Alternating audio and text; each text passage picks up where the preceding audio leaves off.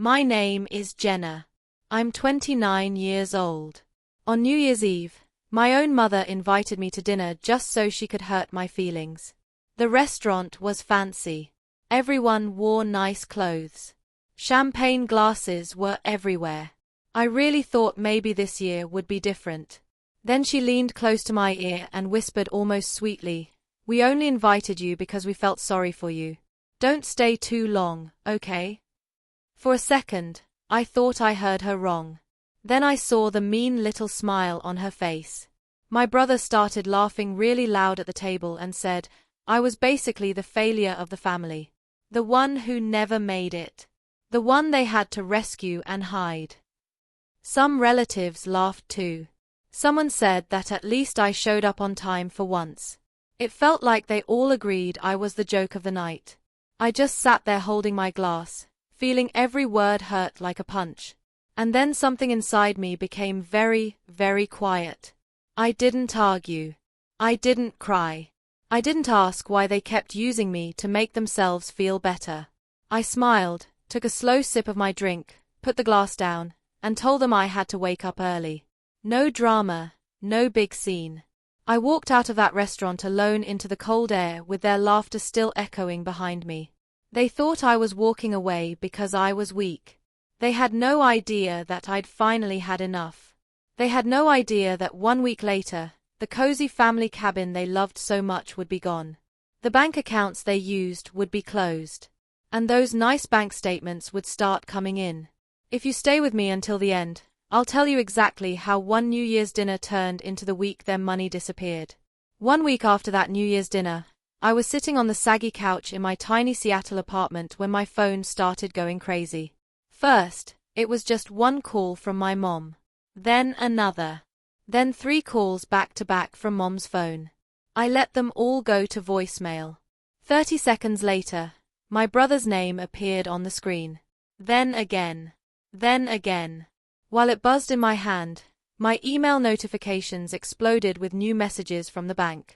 Subject lines like urgent notice, account changes, and statement available lit up my laptop screen. I finally answered one of my mom's calls. All I heard was panicked breathing and her voice really high and upset, the way she only sounds when something threatens how she looks to others. "Jenna, what did you do?" she shouted. "Do you have any idea what is happening? The cabin is gone. Do you understand me? Gone. There are strangers at Lake Chelan saying they're the new owners. They have paperwork with your name all over it." Then she jumped to the next problem without even taking a breath. "The bank says some of our accounts are closed. The joint ones. The ones you were on. The automatic payments bounced. There are fees. Your father is so angry. What have you done to us?" In the background, I could hear my dad, Martin, yelling something I couldn't quite make out. My mom was yelling back that she was trying to fix it. I didn't answer right away. I let her words hang there while I stared out at the gray Seattle sky and the rain sliding down the window. Another call started buzzing. This time, my brother Ryan. I hung up on my mom and watched his name pulse on the screen. When I didn't pick up, he switched to text. Long angry paragraphs popping up one after another. "You ruined my credit score. Do you even realize what that does to my clients? You ruined my summer plans, our family trips, everything. How could you be this selfish?" Then the one that made me actually laugh out loud, all because you couldn't handle one harmless joke at dinner. I leaned my head back on the couch and closed my eyes. 1 week earlier, I had walked out of that restaurant feeling like someone had reached into my chest and flipped a switch. I went home to my little place with its thrift store furniture and mismatched mugs. I dropped my keys on the counter and just stood there for a minute, listening to the quiet. My hands were still shaking when I opened my laptop and started pulling up everything I had ever signed for that family. Old emails from the bank. Digital copies of deeds. Screenshots of "just sign this, it's no big deal" messages from my dad and my brother. I pulled out the worn folder I kept in the back of my closet. The one with paper copies of documents I never really understood but signed anyway because they said it was for the family. That night, I finally read them. Really read them. The cabin at Lake Chelan, the place they loved to brag about to friends, wasn't just in my name for tax reasons like they told me. It was in my name. Period. My signature. My ownership. The family emergency credit line Ryan opened years ago after one of his deals went bad just happened to list me as a co-applicant. The joint account my mom promised was just for helping you build credit had been used to pay for their vacations, their upgrades, their perfect life. Page after page, it became painfully clear I was not the helpless failure they painted me as at dinner. I was the financial safety net they'd quietly wrapped around themselves. At some point, I grabbed a pen and a blank notebook and wrote 3 words at the top of a fresh page: take it back. Underneath, I started a list. Number 1, the cabin. Number 2, every joint account with my name on it. Number 3, every loan or bill I had been tied to without a real choice. I didn't know every step yet, but I knew I wasn't going to let them keep using me. I thought about the one person I trusted who actually understood this stuff, my old college friend Maya, now a lawyer in the city. As my phone buzzed angrily in the present with my mom crying about strangers in her cabin and my brother blaming me for his falling credit score, I looked down at that same notebook on my coffee table. The first 3 items on that list were now neatly crossed out. They had invited me to dinner just to embarrass me. They thought I would take it like I always did. Instead, 1 week later, they were finally feeling what it was like to live with the results of their own signatures. The morning after that dinner, when the embarrassment had finally turned into something colder and sharper, I called Maya.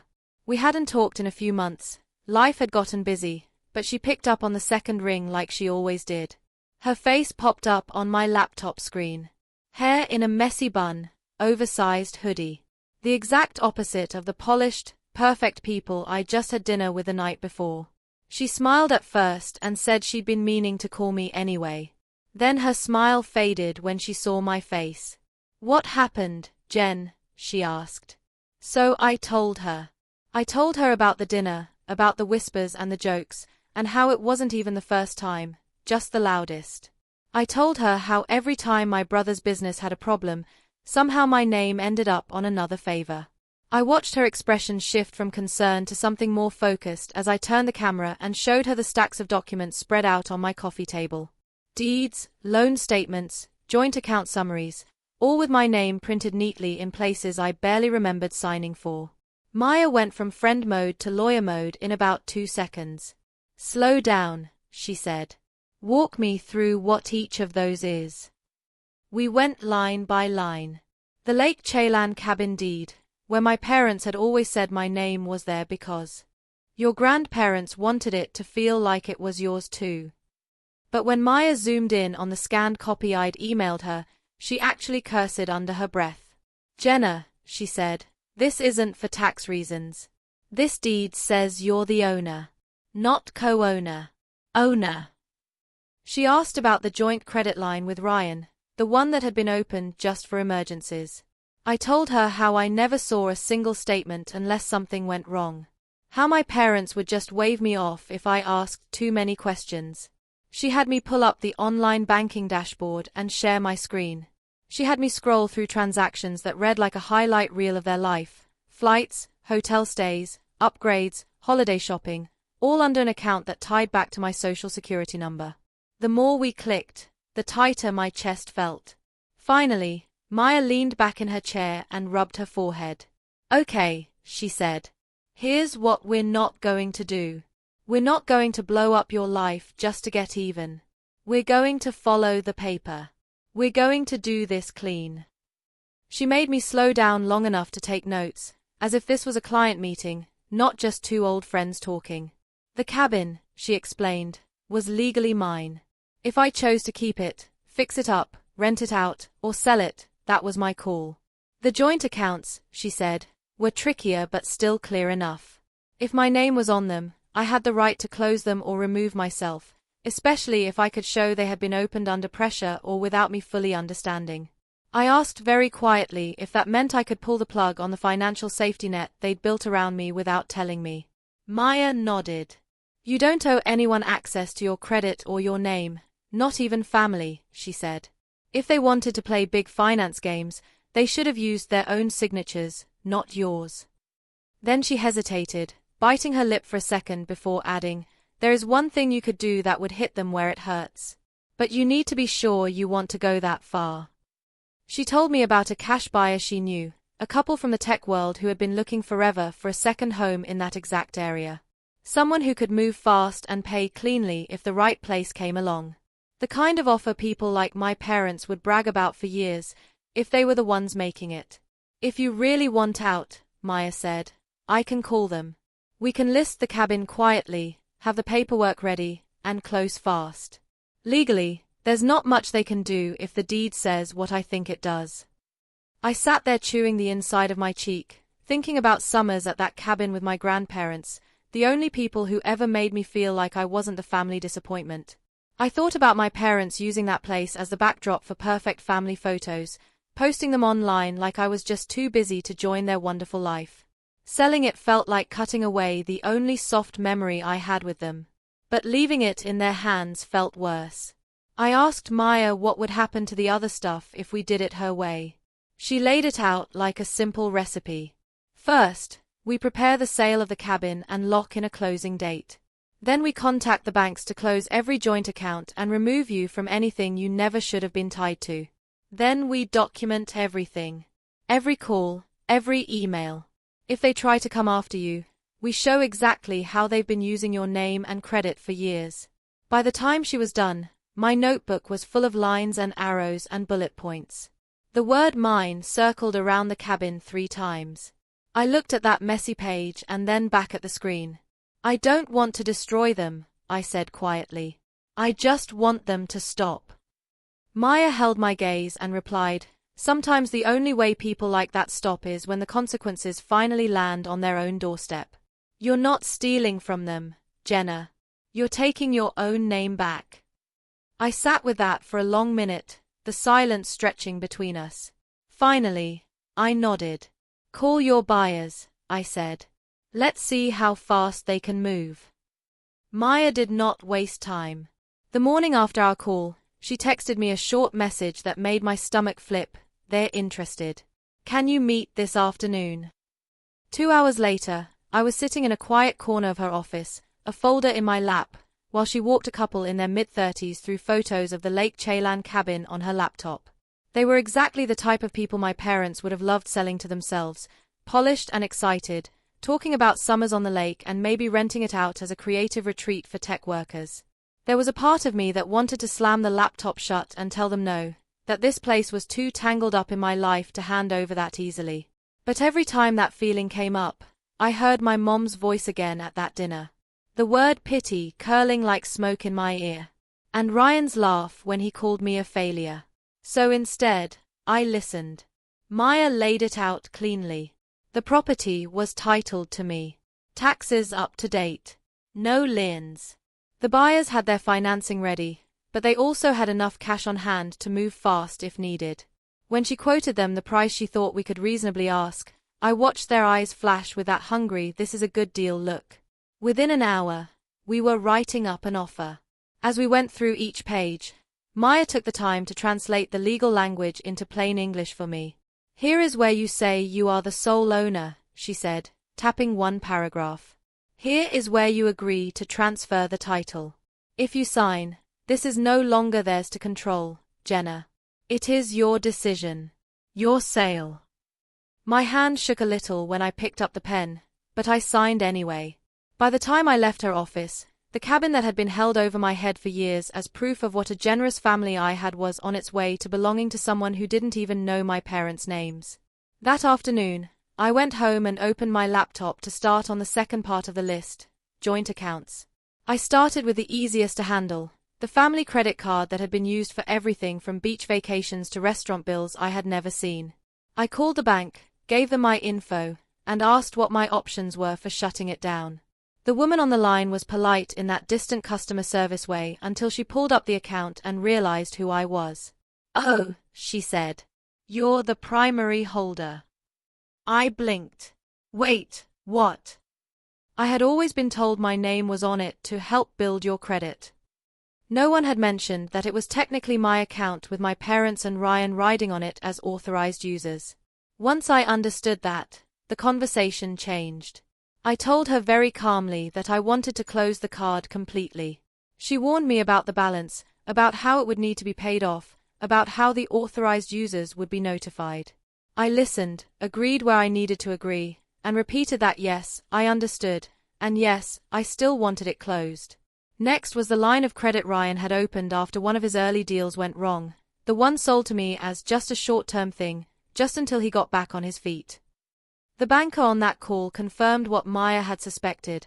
I was a co-applicant, fully responsible. Ryan had been the one using it like a revolving door. I didn't shout. I didn't cry.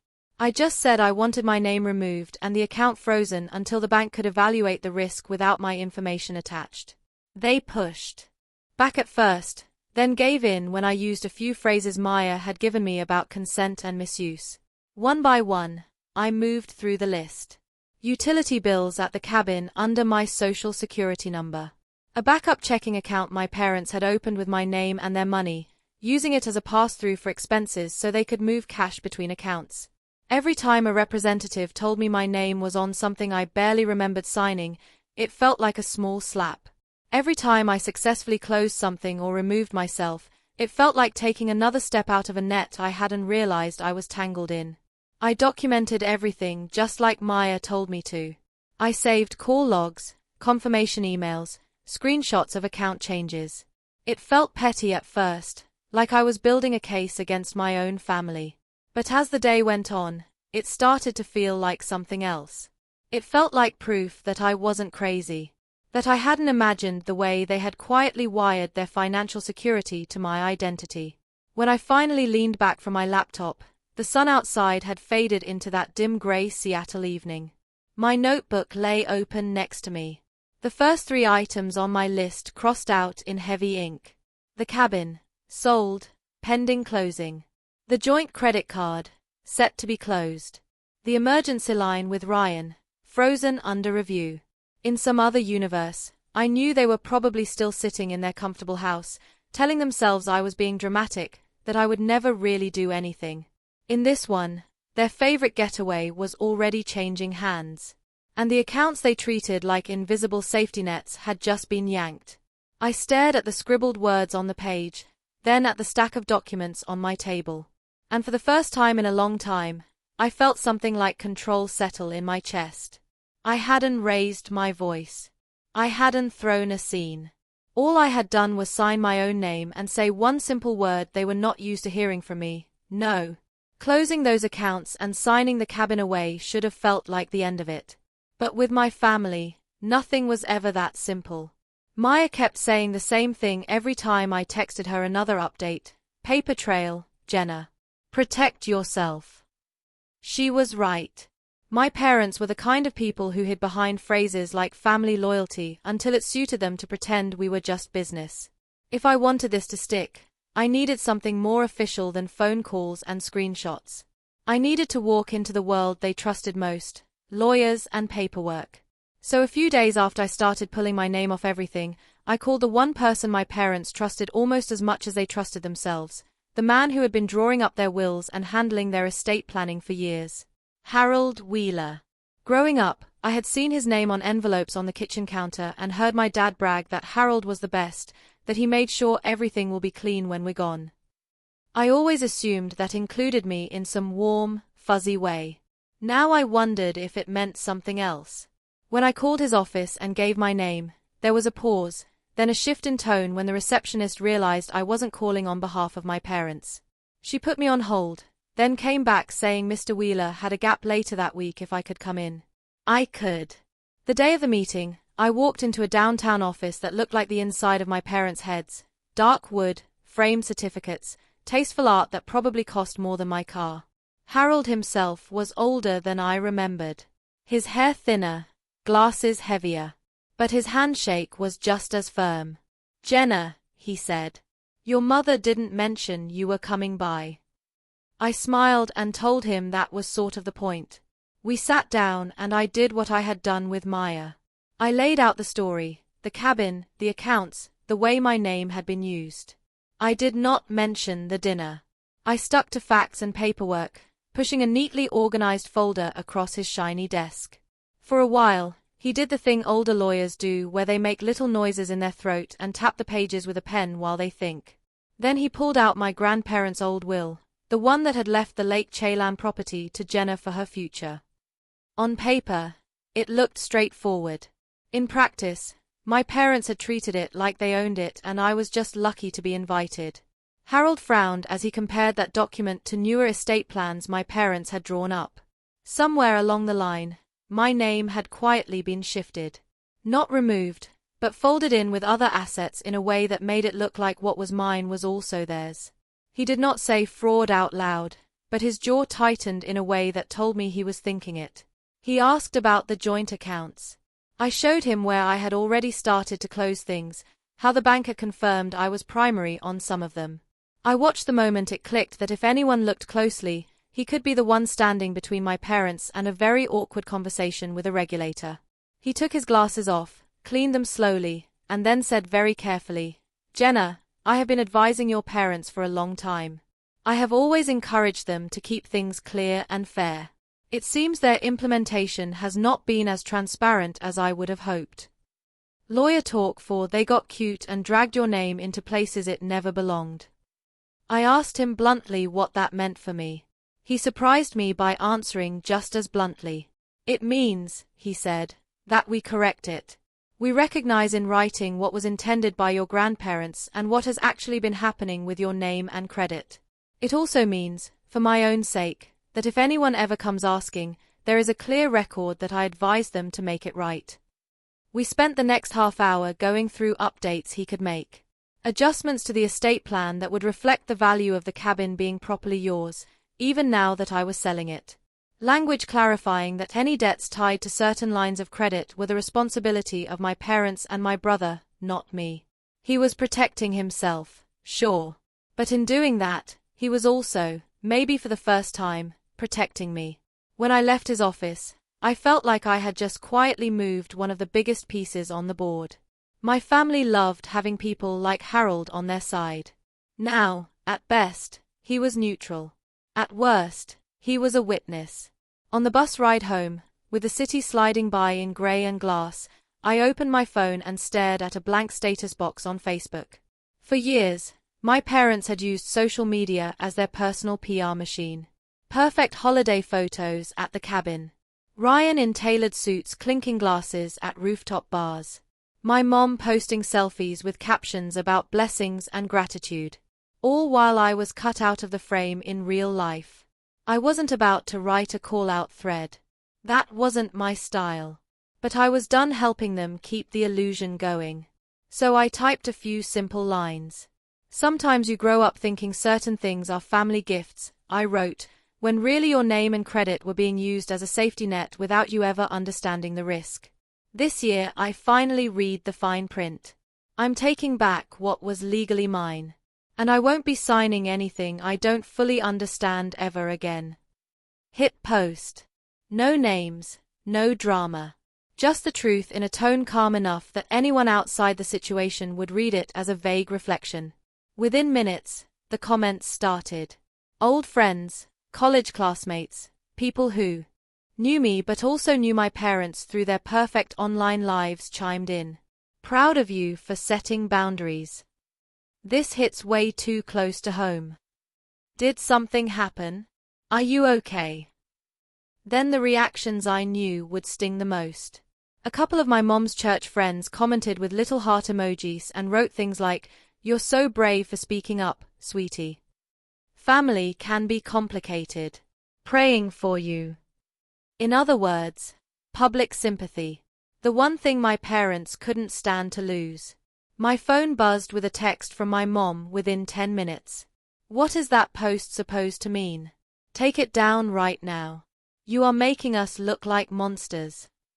A few minutes later, a text from Ryan. "Delete that.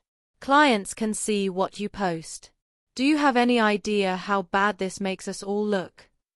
I stared at their messages, at the frantic way they focused not on what they had done, but on how it might be perceived. For the first time in my life, I did nothing. I didn't delete the post. I didn't reply.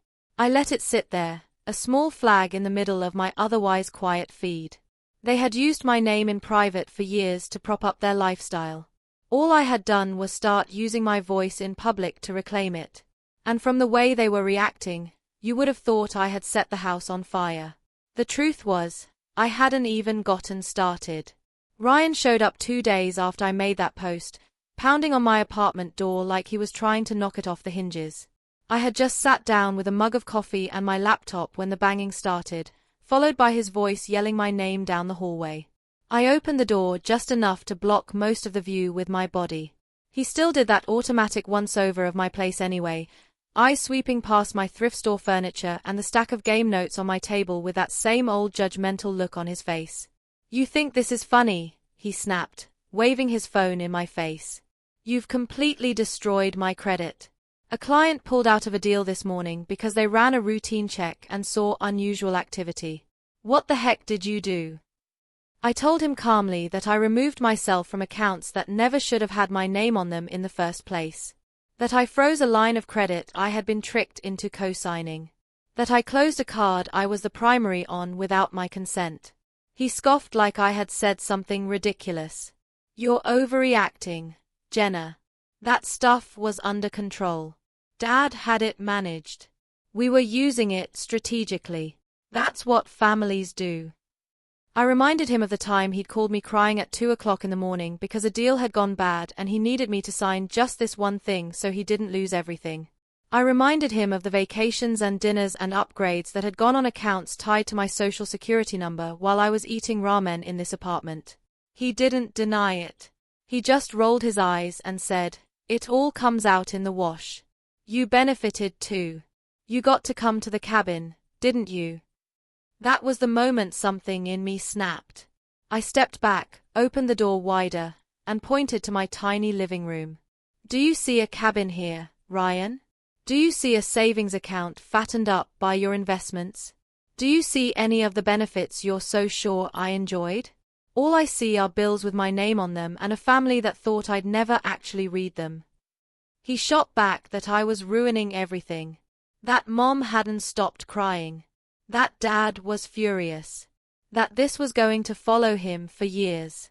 "You're going to cost me my career because you couldn't take a joke and a couple signatures," he said, voice rising. "It wasn't a joke when you called me a failure in front of everyone," I said quietly. "And they weren't just a couple signatures. They were my life." For a second, something like guilt flickered across his face. Then he shoved it down. "Fine," he snapped. "You want to play it this way? I'm bringing Dad. He'll explain it to you." He left without waiting for an answer. An hour later, there was another knock. Quieter, but somehow heavier.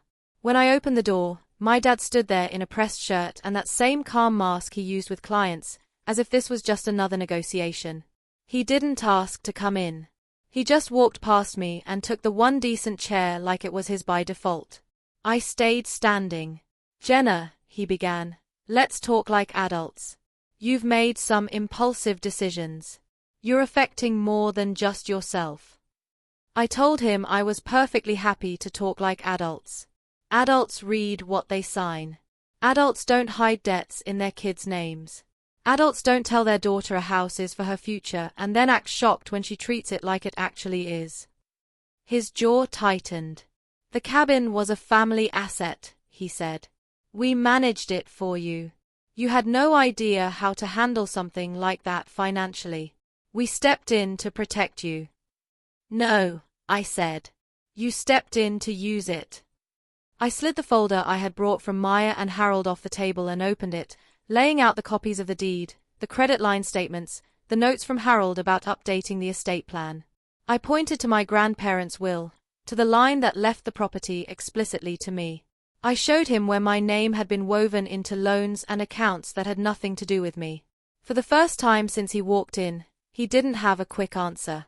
He scanned the pages, his eyes moving faster at the parts with Harold's letterhead. When he realized Harold had agreed to correct the paperwork, to clarify in writing who was responsible for what, a flush crept up his neck. "You went to Harold," he said slowly, "without us." I shrugged. "You trust him, don't you? He's the best. That's what you always told everyone." He set the papers down and pinched the bridge of his nose. "All right," he said, voice lower. "Maybe we blurred a few lines over the years. But you are making a spectacle out of this. That post you made. The calls we're getting. The questions. Do you have any idea how hard I've worked to build our reputation?" I told him that his reputation was his to worry about. My only concern was my name, my credit, my future. He tried a different angle then, the softer one. "We're your parents, Jenna. Families share risk. We helped you when you needed it. We covered things. We loaned you money." I asked him if he had any documentation of loans to me that looked anything like the careful paperwork attached to every favor I had ever done for them. He didn't answer. Instead, he sighed and leaned back, switching to what he probably thought was his trump card. "What do you want?" he asked. "Money. An apology. You want us to sign something? Just tell me what makes this go away and we can talk." I took a breath and realized that was the difference between us. He thought everything had a price tag. I told him I didn't want hush money. I didn't want a secret settlement or some back-channel promise. I wanted the accounts fixed, which was already happening. I wanted the estate plan to reflect reality, which Harold was working on. And I wanted them to stop talking about me like I was both a burden and a backup plan. I wanted out of the financial part of our family. He stared at me like I was speaking another language.